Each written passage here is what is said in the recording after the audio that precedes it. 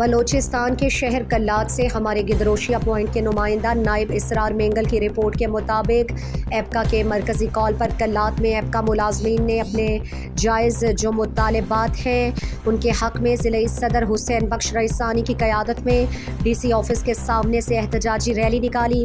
Rally شاہی بازار کے مختلف شاہراہوں سے ہوتی ہوئی پریس کلب کے سامنے احتجاجی مظاہرہ کیا گیا۔ مظاہرین نے بینرز اور پلے کارڈز اٹھا رکھے تھے جن پر مہنگائی کے خلاف نعرے درج تھے۔ مظاہرین سے ایپکا کے ضلعی صدر حسین بخش رئیسانی، حاجی قادر عمرانی، لیبر فیڈریشن کے حافظ عبدالقدوس عباسی، سردار علی اکبر مینگل، لیکچرار ایسوسی ایشن پروفیسر ملک ہاشم مغل، ضلعی صدر G T A Khalil Mughal, senior clerk Abdul Fattah Dehwar, Babu Saeed Shahwani اور دیگر نے خطاب میں کہا کہ حکومت ملازمین کی تنخواہوں میں 100% اضافہ کرے۔ انہوں نے کہا کہ تنخواہوں میں اضافے کے لیے 8 جون کو پارلیمنٹ ہاؤس کے سامنے احتجاج کیا جائے گا۔ ملازمین اس مہنگائی کی وجہ سے نان شبینہ کے لیے محتاج بن گئے۔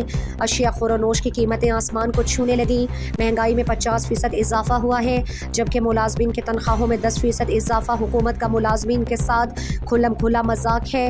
حکومت کو چاہیے کہ ملازمین کی تنخواہوں میں اضافہ کیا جائے۔